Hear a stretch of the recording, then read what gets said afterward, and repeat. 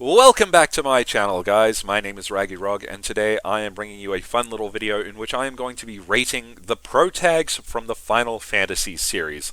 So we don't have all of them here, but the Final Fantasy series is kind of a hard thing to wrap your head around, even at the best of times. But we do have quite a number of the main heroes from the various games here. So today I'm going to be rating them just in terms of my general favorites for whatever reason. A good way to rationalize would be which characters do I personally want to see more of, and I'll go into why as we get through the list. So without further ado, just rating them in terms of S rank through to D, we'll just go in order of how we see them. So starting off this list, we have Noctis from Final Fantasy 15. And I would put Noctis in A. I liked Noctis. He was a well-rounded character. He was kind of mysterious. I want to say I want to see more of him, but I think we saw just well enough. If they wanted to do a spin-off of Final Fantasy 15 featuring a little more of Noctis, then that would be absolutely fine. I love his engine blade. That's a very unique idea.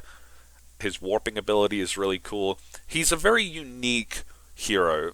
This could be said of all of them, but I like Noctis. He has the appearance of like an edgy, brooding, mean guy, I guess, but he's actually really nice and cool. He's just like a normal dude who you might actually know. Next on this list we have Final Fantasy XIII's Lightning, and I actually have to put Lightning all the way in D. I hate Lightning. Lightning to me is not an interesting character. She monologues too much without actually saying anything of relevance. Her plight is something so uninteresting to me. She really made me not enjoy Final Fantasy 13. Final Fantasy 13 for me personally is not my first choice of Final Fantasy game. She did not make it any better. I know she grows and changes as a character, but it was too late. By the end of the game, I've never hated a character in Final Fantasy more, and that's probably saying quite a lot. Also in D, I'm going to be putting Vaan. Vaan, for completely different reasons, I completely hate. In the exact same degree that I hate Lightning. Vaan is immature, whiny, he complains nonstop. He has no idea what he's doing at any point throughout the game. Vaan, I think, was supposed to be like a relatable hero to like the average guy like you or me or whoever. But I hate him. He's not cool, he's not interesting, he's not mysterious. I always believed that a better story for Final Fantasy XII would have been if he had died and his older brother Rex had been the one that you play as through the game, because Rex actually seemed like a pretty cool character. And Vaan is a whiny crybaby, and I hate him. Tidus is going to go into A. I like Tidus. He's a pretty cool character. He's very unique, like all of them. He has a very bold design, and his story is probably one of the most interesting things to have come out of Final Fantasy history. His attitude is cool. As the first fully voiced protag from the Final Fantasy series as well, he is a good step in the right direction for this series. In S rank, I have to put Zidane. I know his name is supposed to be pronounced Zidane, but I grew up calling him Zidane, so whatever. He is in S rank if only because he comes from my favorite Final Fantasy game, that is Final Fantasy IX. This is a character that I definitely want to see more of, and outside of one or two spin-off titles, I don't think we've seen Zidane in pretty much anything else ever, which is a shame because he's really interesting. I want to know more about him. I want to see more of him. He's just a really wholesome, cool guy. We like him. Let's see more of Zidane. Squall, I'm going to put in B rank, because cool as he is, he's kind of a very nothing character. He's brooding, he's emotionally immature, he's got a lot of growing to do, but putting a leather jacket on him and giving him a gunblade is not enough to make him really worthwhile for me. If you were to ask me, should there be another game of Final Fantasy VIII featuring Squall, I would tell you not before a bunch of the others. I like Squall, he's just far from my favorite. Cloud, I'm going to put in the exact same vein as Squall, if only for the same reasons. The difference is that Cloud has actually received a lot of extra credit. He's been in a lot more titles, a lot more spin-offs. We've seen a lot more of Cloud, if only because of the Final Fantasy VII remake, which, again, would not have been my first choice for a remake or a new installment for any of the individual titles in the series. He's a cool character. He's not a bad character. I just don't like him as much as everybody else, I guess. Then we have Terra.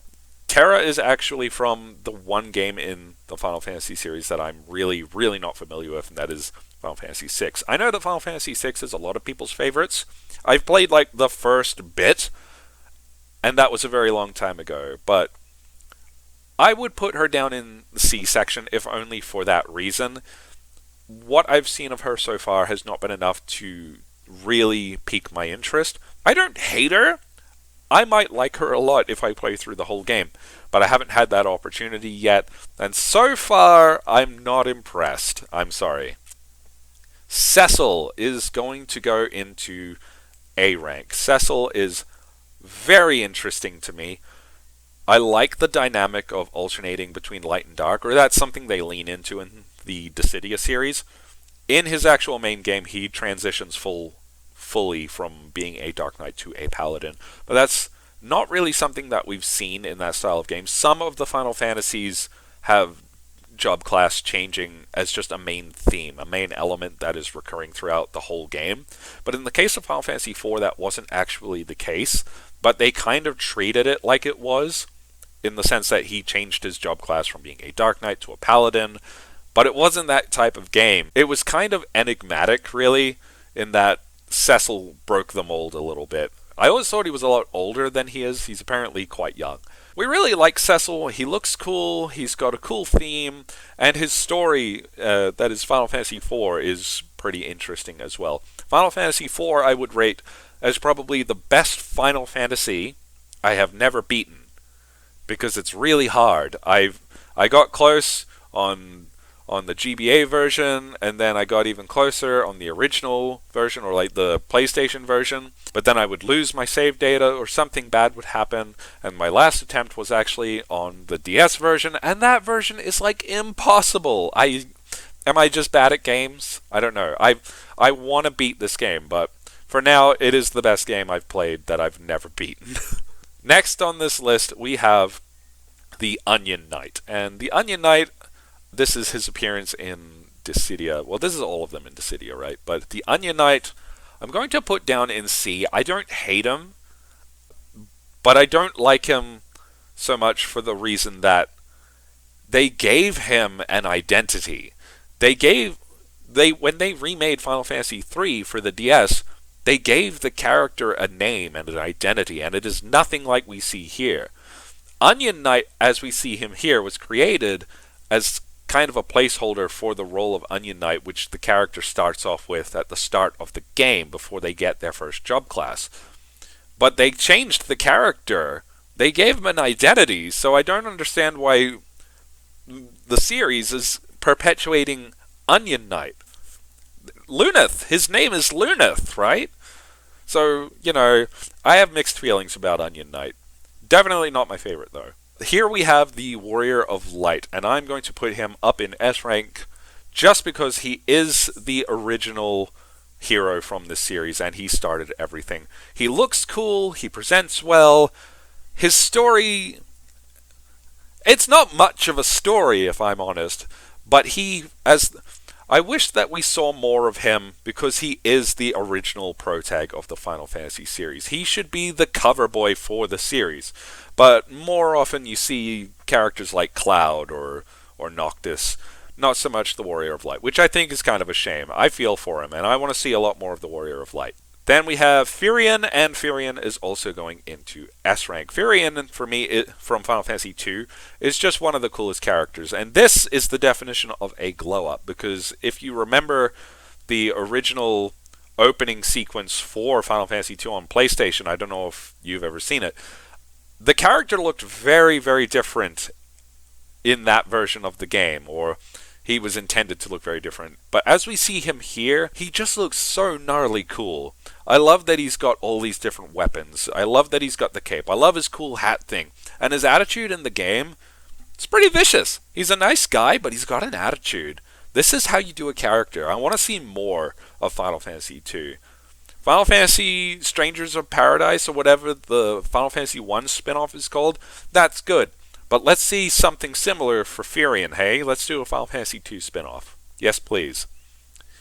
And we were previously talking about this guy. Here is Luneth from Final Fantasy 3. So, if I put them side by side, these are meant to be the same character. I'm pretty sure. Because he starts off as a Onion Knight, or that is to say, a character who doesn't really have a class or a job class in his game. But his whole game revolves around acquiring new job classes, right? And this is the character they made out of it. Is he my favorite character? No. But do I like him more than Onion Knight? Yeah, absolutely. I like that he's an actual character now. So we like Luneth. Well enough. This appears to be two separate sprites of the same character, and that is Bartz from Final Fantasy V. Bartz, for me, I'm going to sadly have to put him down in C. He's never done a lot to hold my attention. I don't think he's the best. I certainly don't think that he's the worst, but he's not very interesting to me. In his game Final Fantasy V, you can secretly acquire the Mime job class, which is kind of contrived. It just makes him copy the moves of other characters or something like that, something very contrived, and it was kind of just a placeholder. He didn't really have a class or a role similar to Firion in 2, but then they leaned into him being a mime character, and when they introduced him into Dissidia, his whole shtick was just kind of copying the other characters, which I think was a little bit of a cop-out. We give it a pass because they've only done it with him, and if they're leaning into that now, that's better than not having any plan, I guess. But that's where I am rating Bartz for that reason. In any case, this has been my rating of the Final Fantasy Protags, just based on my general favorites for whatever reason. Leave in the comments who your favorites are, and if we agree on any of them and what your reasons are. I would love to know. If you enjoyed this content, then please give the video a like and subscribe to the channel. Make sure to hit the bell icon, and then you don't have to miss out on future uploads either by getting instant updates. In any case, my name is Raggy. I hope you enjoyed this video. Thank you very much for watching, and I'll catch you next time.